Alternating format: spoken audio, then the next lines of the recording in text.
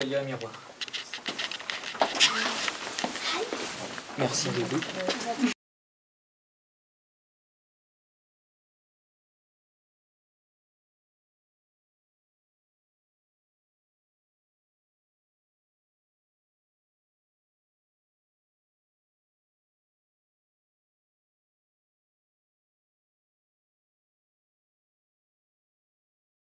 Arras était détruite à 80%. La ville se trouvait sur la ligne de front entre la France et le territoire occupé par les Allemands, qui correspondait donc à la Belgique et une partie du nord de la France. Alors les soldats français étaient plus au sud dans la Somme, et Arras était majoritairement peuplé de soldats de l'Empire britannique, qui étaient arrivés à partir du mois de février 1916, comme on peut le voir sur cette photo qui a été prise rue Baudimont. Alors pendant cette période, les journaux étaient édités en français et en anglais, comme vous pouvez le voir à ma gauche. On retrouve le surnom Tommy qui était donné aux soldats de l'Empire britannique par les Français. Et vous pouvez voir le beffroi qui a été détruit sous le 69e obus allemand en avril 1916.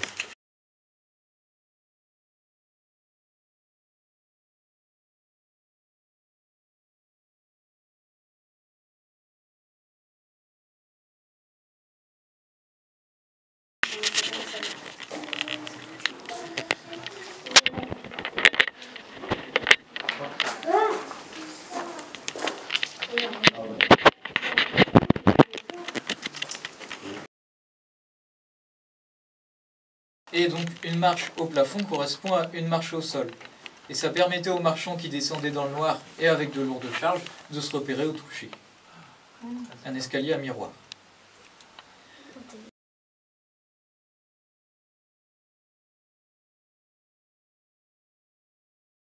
Il y a 3 niveaux dans les baumes, moins 4 mètres, donc on le voit après la porte là-bas, et moins 8 mètres, donc le premier palier qu'on voit.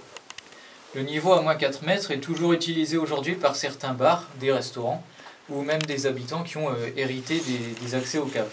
Alors je dis hérité parce qu'aujourd'hui on ne peut plus acheter de cave.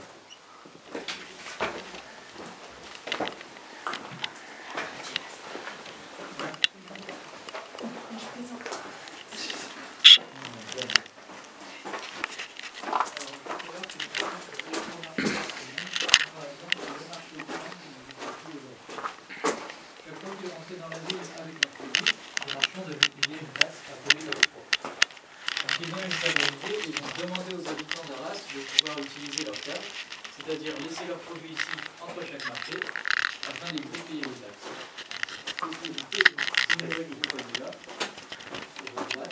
Vous connaissez les spécialités culinaires d'Arras?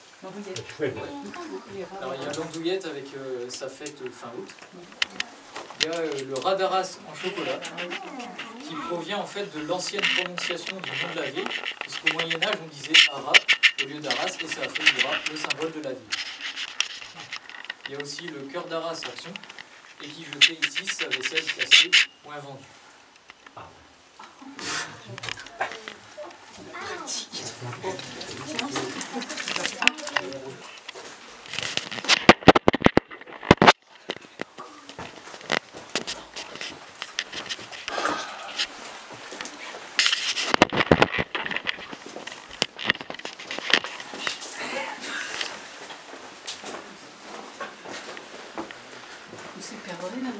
Ouais.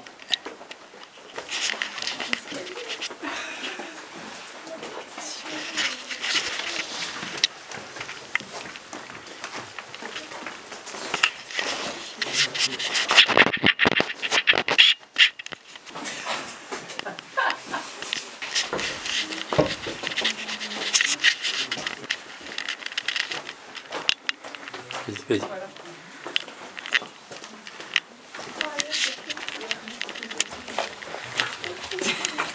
N'est-ce pas?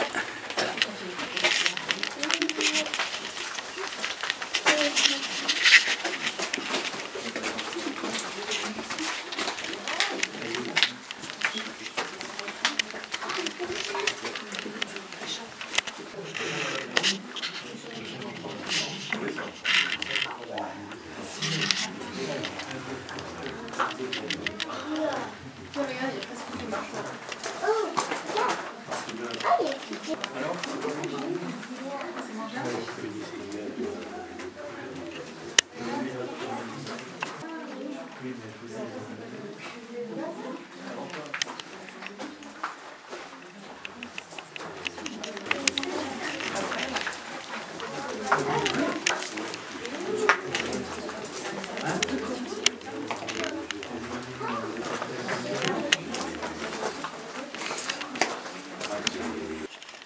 au XIIe siècle, les Boves, elles ont été fermées.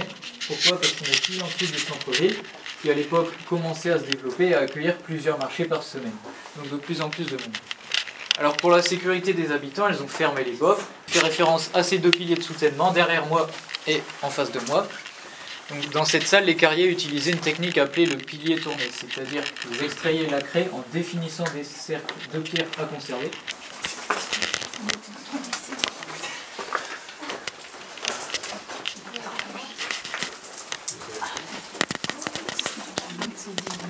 Ah oui.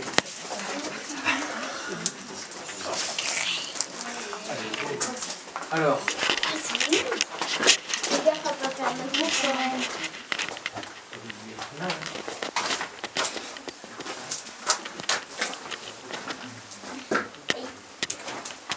t'es pas chien chou.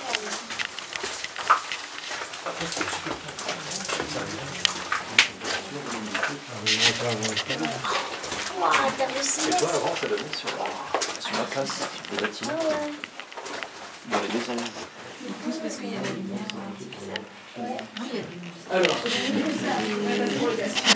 on est arrivé à 12 mètres de profondeur. Les Boves, ce sont donc d'anciennes carrières d'extraction de craie utilisées à partir du 9e siècle.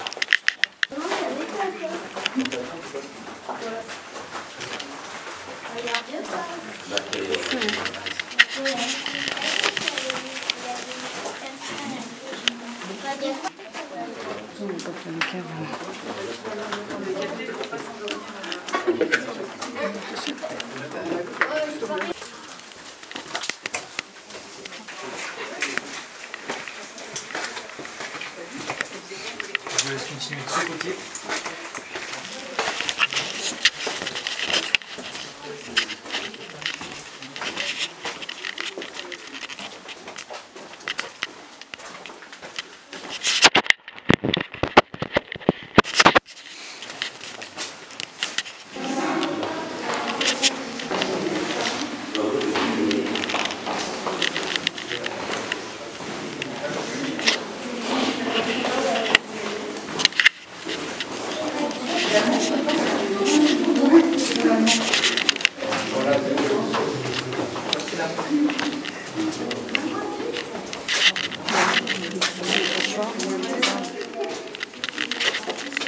Tu photographies.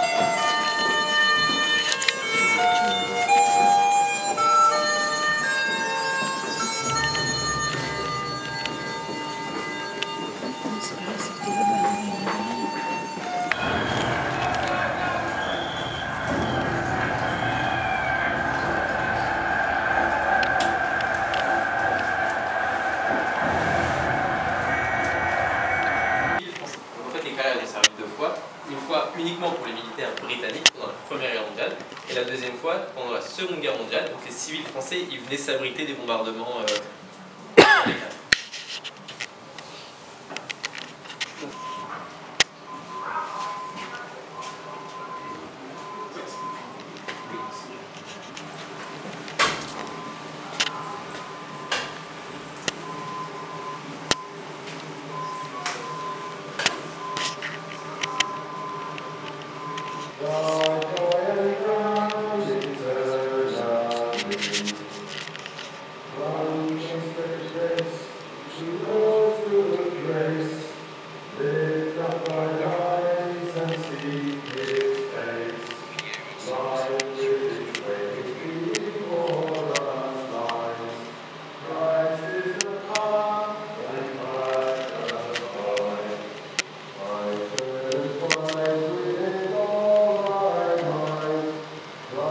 Et là derrière vous avez de la sauce Worcester. Alors pourquoi c'est intéressant? Parce qu'en fait ces sauces ce sont des sauces qui sont typiquement britanniques et on les retrouve en France.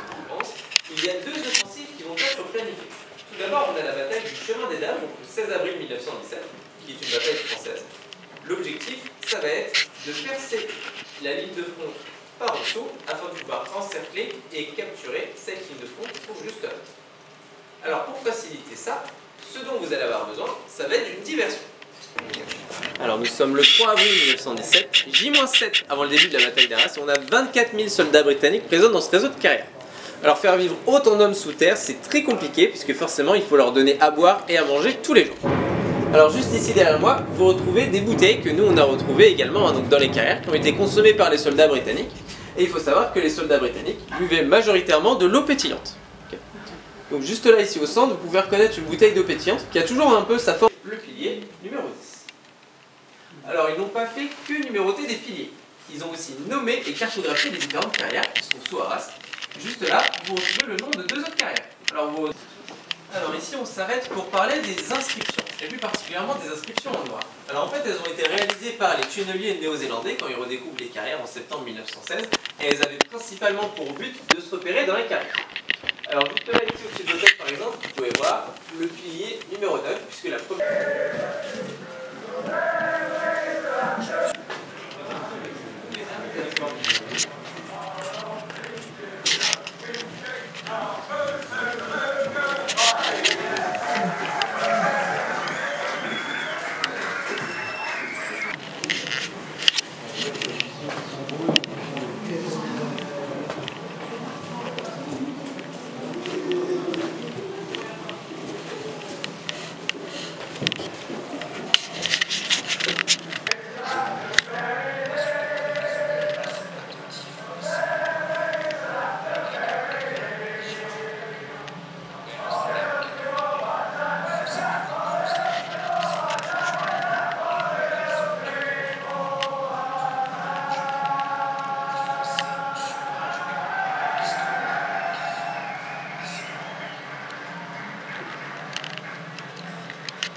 Et maintenant, pour la prochaine plateforme, comme on est un petit peu trop nombreux, on va devoir diviser le groupe en 2 parties.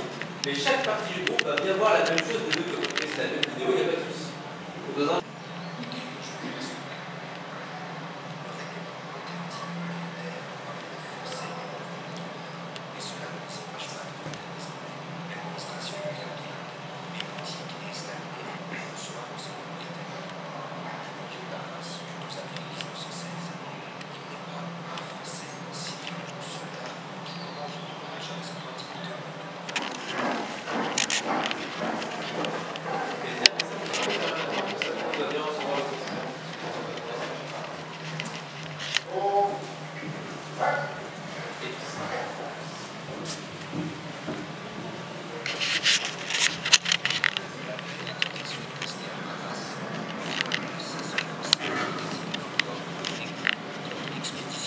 Puisqu'on retrouve ici des traces de tonneaux.